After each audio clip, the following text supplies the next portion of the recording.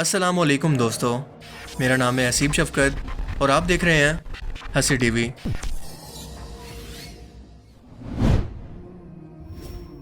दुनिया में आपको हर एक सोच और नज़रियात के लोग मिलेंगे जो कि एक दूसरे से किसी न किसी बात पर इख्तलाफ रखते होंगे, लेकिन मौत एक ऐसी हकीकत है जिससे दुनिया का कोई भी शख्स चाह कर भी इनकार नहीं कर सकता। क्योंकि हम रोज़ाना लोगों को अपनी आंखों के सामने मरता हुआ देखते हैं, अपने प्यारों को अपने हाथों के अंदर दम तोड़ता हुआ देखते हैं, लेकिन चाह कर भी कोई भी शख्स कुछ भी नहीं कर सकता क्योंकि यह हमारे बस में है ही नहीं। और यही चीज़ इंसान को दुनिया के अंदर इसकी औकात याद दिलवाने के लिए काफ़ी है कि उसका दुनिया के अंदर आने का मकसद क्या है और उसे एक दिन मरकर अपने रब के हजूर पेश होना है। किसी ने क्या खूब कहा है कि नसीहत के लिए मौत ही काफ़ी है, क्योंकि अल्लाह फरमाता है कि ज़मीनों कायनात के अंदर मौजूद हर एक जिंदा चीज़ को एक दिन फना होना है, उसे मरना है, और हमेशा बाकी रहने वाली ज़ात सिर्फ और सिर्फ अल्लाह की है।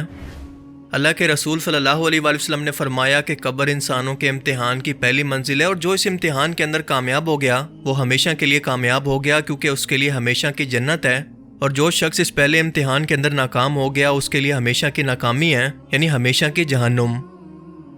पर अफसोस के सोशल मीडिया पर पॉपुलैरिटी और पैसे के लालच के अंदर आजकल लोग इस मौत और कब्र का भी मजाक उड़ाने से बाज नहीं आते। उनके लिए ये सब कुछ मजाक है। दुनिया के हर मज़हब के अंदर इंसानों को मौत के बाद मुख्तलिफ तरीक़ों से दुनिया से रुखसत किया जाता है। मिसाल के तौर पर हिंदू अपने मुर्दों को जला देते हैं तो पारसी परिंदों के हवाले कर देते हैं, जबकि अहले किताब इन्हें कब्र खोद कर ज़मीन के अंदर दफना देते हैं। यूट्यूब पर एक मशहूर तरीन अमेरिकन यूट्यूबर मिस्टर बीस ने चैलेंजेस का ट्रेंड शुरू किया, जिसके अंदर वो खुद को मुश्किल तरीन टास्क देकर इन्हें पूरा करने की कोशिश करता है। और उसका एक मशहूर तरीन चैलेंजिंग वीडियो है जिसका टाइटल है कि मैंने 50 घंटे एक कॉफिन के अंदर यानी एक ताबूत के अंदर ज़मीन के नीचे गुजारे, और इस चैलेंज को वो कामयाबी से पूरा कर भी लेता है। अब इसके देखा देखिए एक इंडियन यूट्यूबर ने भी बिल्कुल ऐसा ही एक चैलेंज करने की कोशिश की कि अपनी कब्र खोद कर 24 घंटे इसके अंदर गुजारे। एक ऐसा चैलेंज जिसे करने से पहले लोग 100 बार सोचेंगे, क्योंकि मनो मट्टी का खौफ किसी भी शख्स की हालत ख़राब कर सकता है। पर इस चैलेंज के दौरान वो हुआ जो किसी ने सोचा भी नहीं था। ये दो लोग खुशी से नाचते और जश्न मनाते कब्र का इंतज़ाम करते हैं, जिसके अंदर ज़रूरत की तमाम चीज़ें मौजूद थी। रोशनी और हवा के इंतज़ाम के लिए एक पाइप मौजूद था जो कि बाहर से कनेक्टेड था ताकि बाहर की फ्रेश हवा अंदर आ सके। खाने पीने किसी ज़रूरत की चीज़ के लिए या फिर किसी भी मुश्किल टाइम के लिए दोस्तों के साथ ही राब्ते में थे।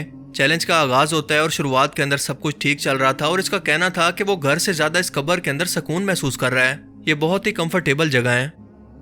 खुशी और एक्साइटमेंट के अंदर ये सॉन्ग पर नाच रहा था, पर अचानक से आसमान जो कि कुछ ही देर पहले तक साफ सुथरा था, वहां पर बारिश के कोई आसार नहीं थे।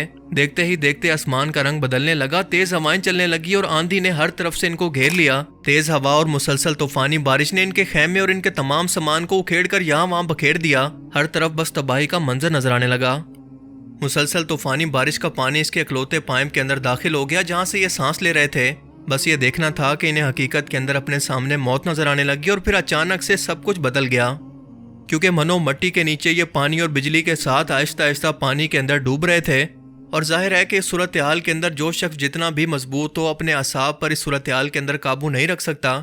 लिहाजा इनके दोस्तों ने फौरन से कब्र खोद कर इन दोनों लोगों को बाहर निकाला।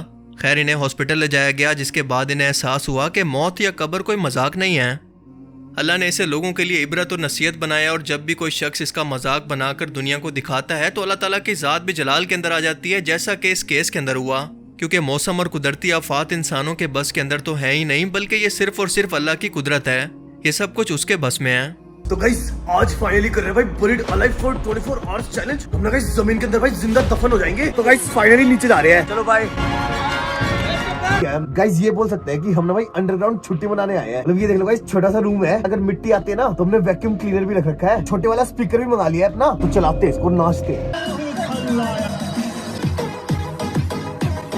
गाइस देखो कितना खराब मौसम हो गया, आंधी बिल्कुल धूल भरी आंधी आ गई और बारिश का मौसम हो रहा है। अब इसको ढकना पड़ेगा, नहीं तो पानी अंदर जा सकता है भाई। ये भी आज ही होनी थी भाई। ये देखो भाई साहब, चक्रवाती तूफान ने जबरदस्त तबाही मचाई है। बुरा हाल। तूफान से तबाही कितनी भीषण है ये आप इन तस्वीरों को देखकर अंदाजा लगा सकते हैं। गाइस बाहर ना भाई तूफान आ गया। ओ भाई जर जर जर इसको हटा दे, इसको हटा दे। ओ भैया ओ फोन ओए कैमरा मेरा सब उठा। गाइस सीन हो गया भाई। भाई ओए निकाल लो।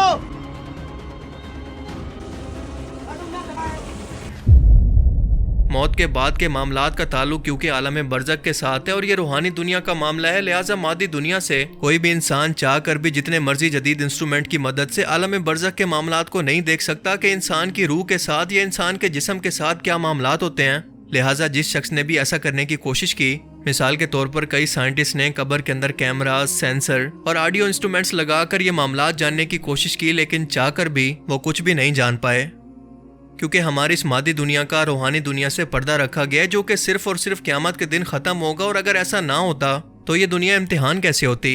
इसलिए इंसान जब भी आलम बरज़ख के मामलात को जानने के लिए हद से बढ़ने की कोशिश करे या अल्लाह की तालीमात का मजाक बनाए तो अल्लाह इसे बाकी दुनिया के लिए हमेशा के लिए इबरत बना देता है। मसलन फ़िरौन मिस्र या नमरूद की मिसाल ले लें। आज के टाइम में इसके लिए मशहूर अमरीकी सिंगर जस्टिन बीबर की मिसाल ले लें, जिसके नाम से शायद ही कोई वाकिफ ना हो। इस शख्स ने कुछ ही अर्सा पहले यूटा के अंदर होने वाले कॉन्सर्ट के अंदर बाकायदा हिजाब का मजाक बनाते हुए अपने सर पर सकाफ को रखा और इसी हालत के अंदर नाच नाच कर इसने ये कॉन्सर्ट परफॉर्म किया। कुछ ही महीनों के बाद जब ये अचानक से सोकर उठा तो इसने देखा कि इसके मुंह की एक साइड का हिस्सा फालिज का शिकार होकर बिल्कुल काम नहीं कर रहा, क्योंकि इसके नर्वस सिस्टम पर एक ऐसे बैक्टीरिया ने हमला किया था जो कि आम तौर पर बड़ी उम्र के लोगों के ज़हन पर हमला करता है। लेकिन इसके केस के अंदर सिर्फ 28 साल की उम्र के अंदर इसका ये हाल होना वाज़े तौर पर अल्लाह की नाराज़गी को ज़ाहिर करता है, क्योंकि ये तमाम कुदरती चीज़ें इंसानों के बस में बिल्कुल नहीं हैं।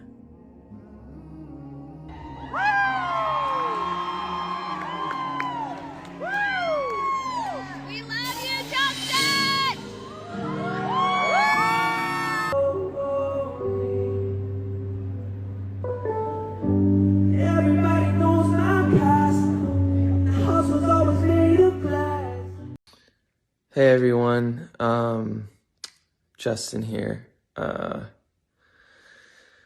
I wanted to update you guys on what's been going on. Obviously, as you can probably see from my face, I have this syndrome called Ramsay-Hunt syndrome. You may remember back in June that Justin Bieber was dealing with Ramsay-Hunt syndrome, and this is caused by the varicella zoster virus and can result in paralysis of half the face. There's a 30 to 70% chance of recovery depending on when it's treated. अल्लाह ताला हमें समझने की और नेक अमल करने की तौफीक अता फरमाए, आमीन। मुझे उम्मीद है कि आज की इस वीडियो से आपको बहुत कुछ नया जानने को मिला होगा और ये वीडियो आपको पसंद आया होगा। अगर ये वीडियो आपको अच्छा लगा तो इसे लाइक कीजिए और अब मैं मिलूंगा आपसे एक ऐसी ही नई इंटरेस्टिंग वीडियो में। तब तक के लिए अपना बहुत सा ख्याल रखिएगा। Thanks for watching this video. अल्लाह हाफिज़।